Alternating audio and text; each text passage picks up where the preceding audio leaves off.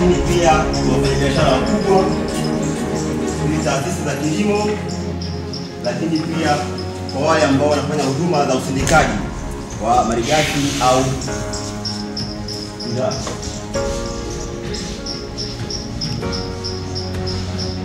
Wapinzani wetu,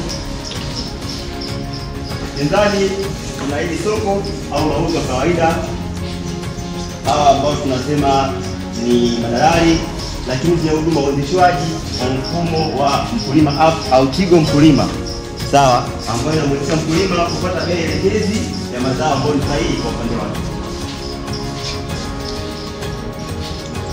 Matumizi: uanzishwaji wa mfumo ambao tulitumia milioni 1.5.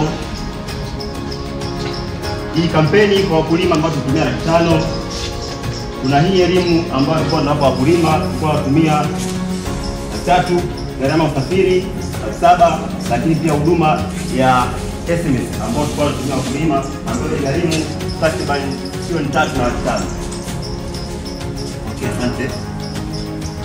Pesa za mapato tulikuwa tunachukua 3%, sawa, kila muamala wa mauzo ambao ndani ya mwaka mzima tulikuwa tunapata shilingi 20,020 kwa wafanyabiashara wakubwa, ambayo tunaipata kulingana na mfumo ambao tuliuandaa. Makadirio kwa mwaka mzima kutoka kwa mkulima 300, ambayo kwa kila kilo moja mauzo tulikuwa tunapata shilingi ngapi? Yaani kwa kilo 300 au kilo 300 kwa kilo moja tulikuwa tunapata milioni 4.5. Kutoka kwa wafanyabiashara au wanunuzi tulikuwa tunapata milioni 1. Total tulikuwa tunapata milioni 1.5, ambayo net profit ni hii ambayo tulikuwa tunapata ni mtaji ambao tulikuwa tumeupata pamoja na matumizi, sawa, ambao tulipata faida ya milioni 2 ndani ya mwaka mzima.